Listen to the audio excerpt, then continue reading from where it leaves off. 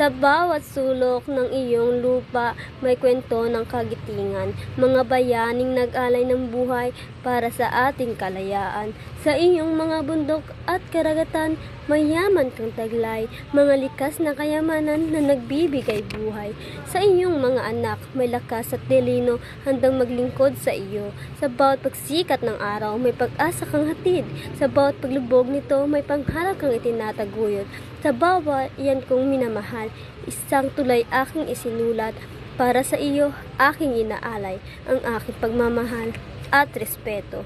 Sa bawat hamon na dumarating, hindi ka natinag. Sa bawat unos, lalo kang tumatatag. Ikaw ang aking inspirasyon, ikaw ang aking liwanag. Sa bawat takbang ko, ikaw ang aking gabay. Maraming salamat.